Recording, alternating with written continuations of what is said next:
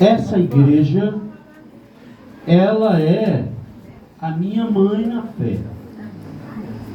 E é também do irmão meu. E é muita gente, Bertolino. E o meu querido em memória, pastor Daniel Pereira. Ele estava chegando quase nos momentos do Senhor levar ele. Deus já havia avisado ele que ele haveria de... Deus haveria de levar ele para a glória. A Vilma está ali, ela sabe disso. Ele me chamou dentro do escritório dele um dia, lá na casa deles. A Vilma está morando lá hoje. E ele pegou essa Bíblia e falou assim: Clarinha, eu vou te dar essa Bíblia. Às vezes tem gente que vê, né? Ela está até meio arremendadinha aqui, ó. Tem gente que vê e fala: isso, pastor está dando quando a gente comprar uma Bíblia. Irmão, já dei muita Bíblia para as pessoas, para as cristãs. E essa Bíblia, ele falou: fica com ela para você, porque tem muita coisa marcada aí, com as minhas letras. Então eu queria que você... Não, eu tenho prazer de ficar. Então eu carrego comigo um pedacinho dele, baseando-se nessa Bíblia. E eu mais o pastor Daniel tivemos uma vida muito próxima. Nos momentos de fome nós estávamos juntos. Nos momentos de muitas dificuldades nós estávamos juntos. Depois veio a obra de Deus, separação ao ministério, e nós estávamos praticamente os dois sempre juntos.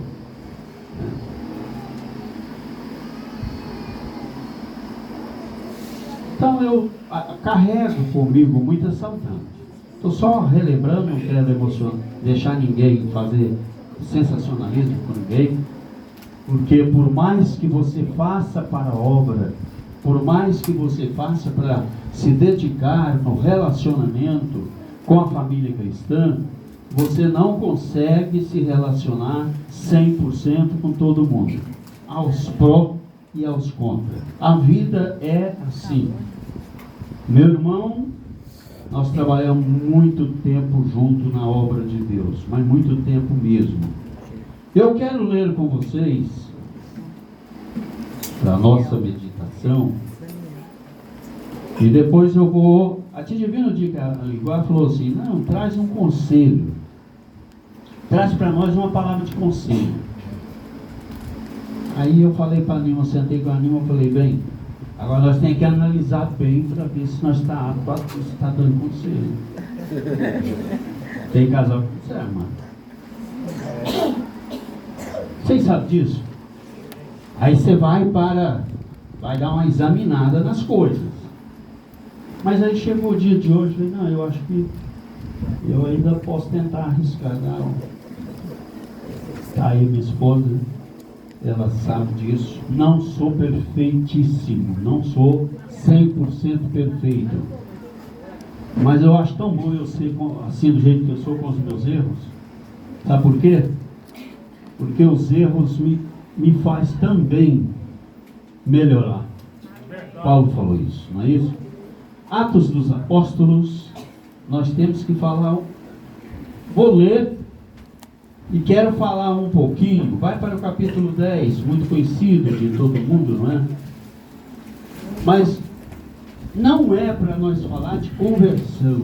Nós vamos ler parte do livro de Atos dos Apóstolos, está aí no capítulo 10. É para a gente lembrar, irmãos, da oração, a necessidade da oração. E tem dia que eu, às vezes chega à noite, na hora de deitar, irmão Bernardo, eu falo para minha esposa, né? Tá bem, mas eu estou sentindo tanta canseira. Aí eu vou olhar e examinar, mas não tem nada, por que eu estou cansado? A gente não faz nada e fica cansado. Vocês não ficam rindo de mim, porque vocês vão chegar também lá. Né? Tem alguém aqui que não quer ficar velho, é mais novo e não quer ficar velho? Aí, tá vendo? Todo mundo vai chegar lá. Atos capítulo 10, começando pelo verso 1. Nós vamos falar aqui de um centurião. Eu não vou ler muito. Prometo que não vou.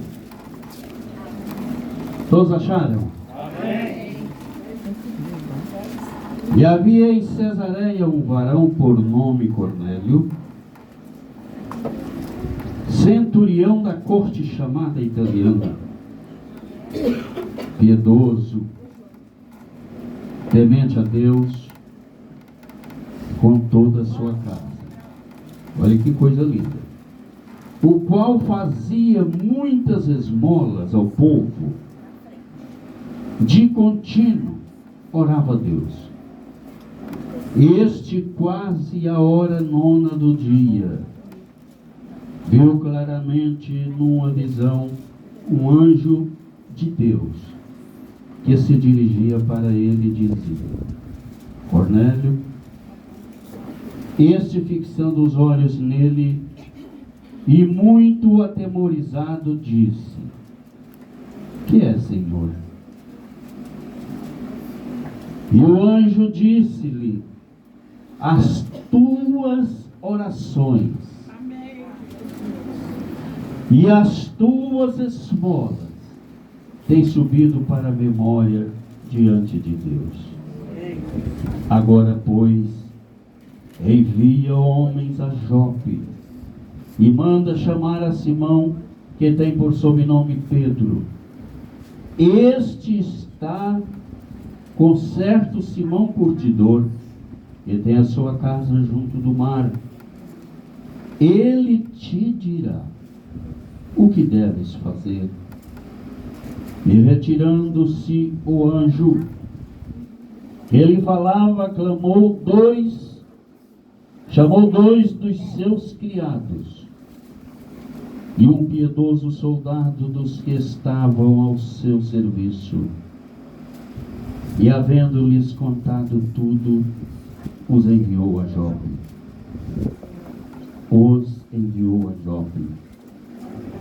E no dia seguinte, indo eles seu caminho e estando já perto da cidade, subiu Pedro ao terraço para orar. Aleluia! Quase a hora sexta, e tendo fome, quis comer. E enquanto lhe preparava, sobreveio-lhe um arrebatamento de sentido. Glória. E viu o céu aberto, e que descia um vaso, como se fosse um grande lençol, estado pelas 4 pontas, vindo para a terra, do qual havia de todos os animais quadrúpedes, répteis da terra e aves de todo o céu. E foi-lhe dirigido uma voz: Levanta-te, Pedro, mata e come. Mas Pedro disse: De modo nenhum, Senhor, porque nunca comi coisa alguma como, ou que seja comum e imunda. E segunda vez disse a voz: Não faças tu comum ao que Deus purificou. Glória a Deus. Aleluia. E aconteceu isto por 3 vezes. E o vaso tornou a recolher-se no céu. Os irmãos podem assentar. Amém. Glória a Deus. Irmãos, eu quero dizer para cada um de vocês o seguinte: servir a Deus em família não é fácil. Cornélio, vou perguntar aqui na tribuna, Cornélio era crente? Até Pedro ir ter com ele? Cornélio não era crente, mas era um homem que trazia e carregava com ele suas qualidades e agradava a Deus. Aleluia. Aí alguém vai dizer assim, tem alguém aqui que não é crente? Tem alguém aqui que não é crente? Que não é, cadê? Tem não? Tudo é crente? Tudo fora? Tudo. Você, muito bem, tá ali, Silvio. Você ama a igreja, faz todas as festividades, você está aqui conosco. Então, meus queridos, eu fico olhando para a atitude. Cornélio era um centurião. A palavra centurião, ela se aplica a 100 pessoas. Ao domínio de ordem sobre 100 soldados. É assim. Você conhece muito, pode andar comigo aqui. Não só você, como os demais obreiros aqui. Né?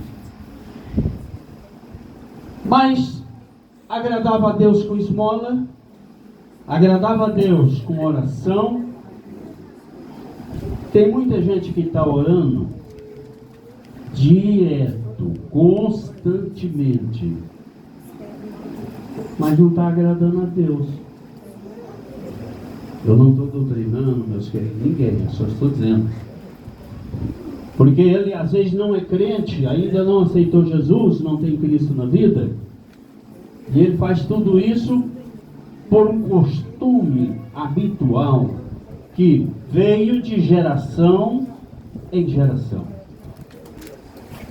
Não, é ou não é assim? Eu, por exemplo, se falasse para mim ser crente com meus 15 anos de idade, ia ter problema comigo, porque eu gostava demais de bola. Então, a primeira coisa que você tem que fazer, não pode jogar bola mais. Hoje não. Hoje joga bola, joga sinuca, joga o que quiser. Mas eu tenho uma coisa a deixar para vocês, irmão. Como é um conselho? Vocês acreditam que Jesus está próximo para arrebatar a igreja? O que você acha? Dentro de você, quando o Espírito Santo entra lá dentro, assim, com o seu coração, o que ele fala para você sobre a vinda de Jesus? Vocês acham que está próximo? Sim. Amém. Está próximo? Amém. Eu gosto muito de usar uma segunda palavra dizendo assim: estamos todos preparados. É isso? Estamos todos preparados? Conhecendo a história da igreja, todos que foram para o céu, todos que se converteram, precisou de ajuda, né, Alexandre? Você note que todo mundo tem um versículo, acho que o profeta Isaías disse, não tenho certeza não, um ao outro ajudou, e ao seu companheiro falou o quê? Esforça que eu te ajudo. O começo da igreja, viu, tia Divina? Eu estava lendo essa semana o tanto de sofrimento que teve os crentes no começo da igreja. Agora, irmão, não é só nós falar assim, foi muito difícil, mas o que acontecia? A gente pega algumas coisas e traz um relato para vocês. Vocês querem ver? Eu vou perguntar. Não aqui, porque aqui todo mundo sabe. Quem foi a primeira? Porque tem gente que hoje em dia não valoriza as mulheres mais, irmão. Não valoriza as irmãs da igreja mais. Eu acho que se nós conhecer bem a história da Bíblia, ninguém trabalha mais na obra de Deus do que as mulheres. É verdade, Jesus. Se eu tiver errado, vocês falam assim, não. Às vezes tem algum homem aí meio machão, fala, não, conversa. Mas que eu ninguém trabalha. Existia lá no Belém do Pará, irmão, no começo da igreja. Vocês lembram qual a pessoa que foi primeiramente batizada com o Espírito Santo no Brasil? Quem falou? Celina de Albuquerque, não é? Foi a primeira mulher a ser batizada com o Espírito Santo. E vocês sabem o que estava acontecendo com Celina Albuquerque, é um nome ruim de falar, quando ela foi batizada? Celina tinha um câncer de pele no rosto. O livro História das Assembleias de Deus, eu tenho o último, que foi aqui, foi editado aqui, foi realizada a reunião em São Paulo, e eu comprei para mim uma versão. Celina tinha um câncer no rosto e não tinha cura. Apesar dela ser uma senhora nova, viu, tia Divina? Não tinha 83 anos ainda, a senhora já tem, né? 82. Celina era ainda uma senhora muito nova, depois foi se envelhecendo como é natural e normal na vida de qualquer um. E ela tinha um câncer que não tinha cura. Mas era crente.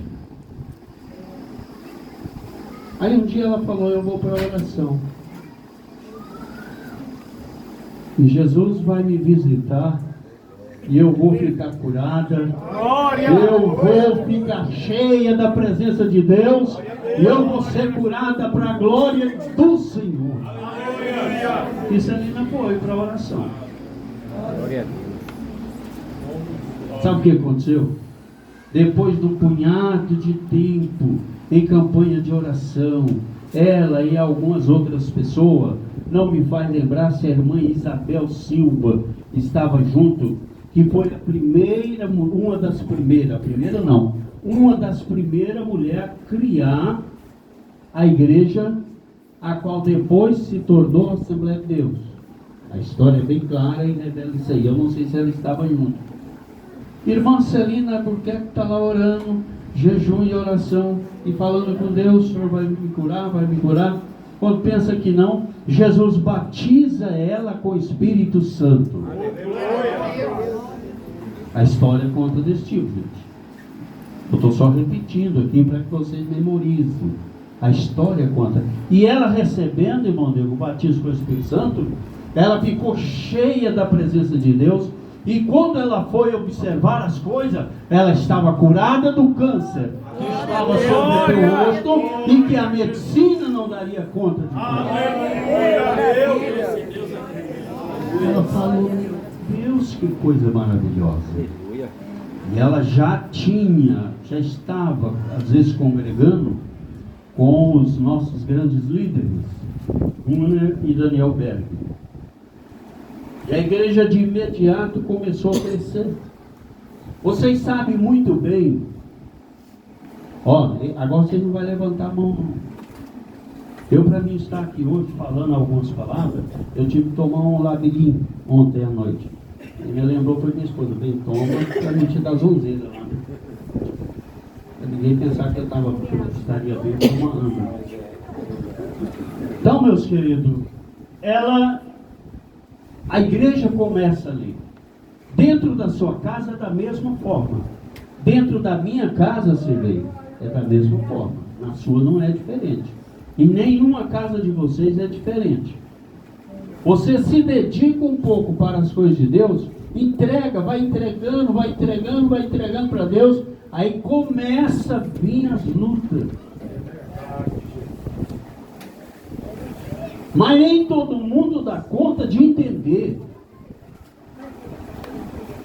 Irmãs, eu e a minha companheira, eu fico olhando nela, fico pensando, ela está muito mais bonita que eu. Mas mulher de pastor fica um pouco mais bonita mesmo, porque o pastor sofre mais. Não na beira do fogão, né? Porque na beira do fogão o pastor sofre. E eu fico pensando o seguinte, mesmo a memória da gente não estando 100% perfeita, a gente sabe muito bem o que tem que fazer. Você quer começar? Tem gente que fala assim, o pastor não gosta de falar isso. Mais coisa boa, você quer ficar 100% beleza? Você quer ficar até rico, como dizia os Tomás? Tem gente que Tomás aqui, eu falo com liberdade. Aceita Jesus, que você vai ficar, Aleluia. Hein? Eu estou dizendo que os Tomás, o João Tomás usava arrastar muito o R, né? Aceita Jesus que você vai ir. Aí o cara, muitos vai lá pro camarada, né, mano? Se é para ficar rico, eu sou o primeiro a ser crente. Mas não entende. Jesus não. A palavra de Deus não diz assim. Jesus não nos ensinou desta forma. Quando o trabalho começa a crescer em Belém do Pará, eles vão realizar o primeiro batismo, está lá no livro História das Assembleias de Deus. Sabe o que aconteceu? Foi para lá um punhado de gente, cada um com uma foice, faca, laçando o crente, e virou uma confusão danada. Eles, me parece que não teve jeito de realizar o batismo. Tiveram que marcar para um outro dia, tenho certeza. Minha mente não está mais. Aí vem as perseguições. O sujeito pegava os crentes dentro da igreja lá e batia. Foi acontecendo as intervenções das autoridades, para que a igreja, não é, irmãos, as autoridades que fez com que a igreja permanecesse. Quem edificou e sustentou e sustenta a igreja é o Espírito Santo. É o Espírito Santo, gente. Não adianta ninguém falar nada. É Ele que sustenta, é Ele que me ampara, é Ele que me dirige, é Ele que me ajuda, é Ele que me enche de prazer quando eu lembro do céu.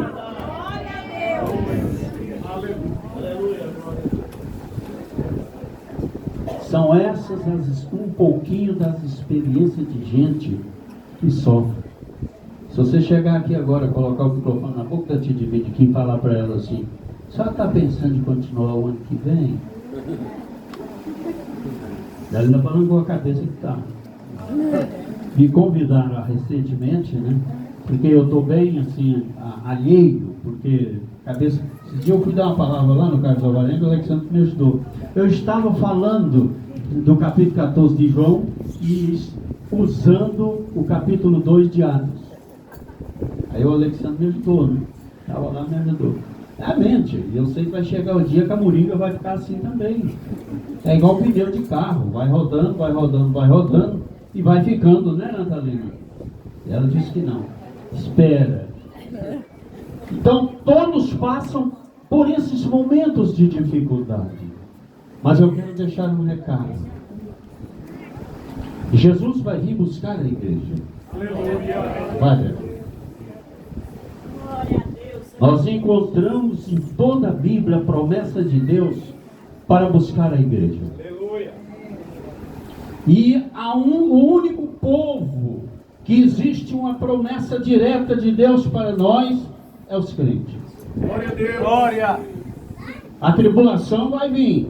A grande tribulação vai ser instalada. Vai ou não vai? Ezequiel capítulo 38 fala de um Gog. De Gog, não é? E lá, se não me falha a memória, é homem. Não é?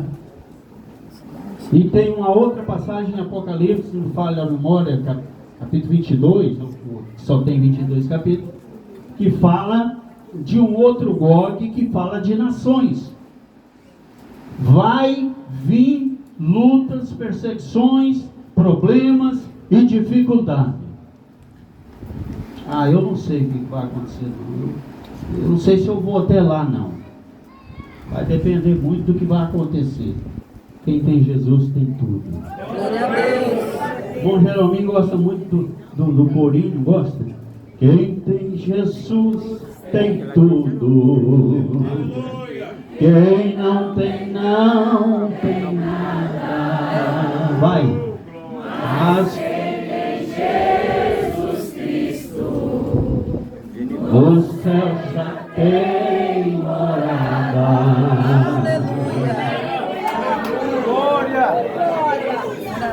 Então nós vamos para lá. E Deus tem promessa de nos livrar disso? Apocalipse 3:10. Só vai ler esse versículo. Monevei, pode passar para o Alexandre, Monevei? Apocalipse 3:10. Verso 10. Quem está aí, encontrou rápido aí? Lê para nós. É o último livro da Bíblia Sagrada. Ele é composto de 22 capítulos. Capítulo 3, versículo 10. Achou? Vamos ver se é isso mesmo que Às vezes eu estou falando de Apocalipse, igual o dia que eu estava no Cartomarém. Porque guardaste a palavra Vamos lá. da minha paciência. Também eu te guardarei da hora da tentação que há de vir sobre todo mundo para tentar os que habitam na terra. A promessa dele, Natalina, é de nos guardar. Se nós permanecer, ele nos guarda. Se nós permanecer, ele vai nos levar para estar com ele. Como guardaste a minha paciência? Está tão difícil. Quase 50 anos Jesus tem me abençoado que eu estou servindo ele. Não, mas lá em casa toda a vida colheu só flores. Conversa. Não é? É tudo conversa, irmão. As lutas, ela começa. Mas quando eu lembro de Apocalipse 3, verso 10, me faz eu entender que ela também termina. A única coisa que nunca acabou e nunca vai acabar, nunca vai terminar, é a grandeza, a glória e a presença de Deus na vida de cada um daqueles que servem o Senhor.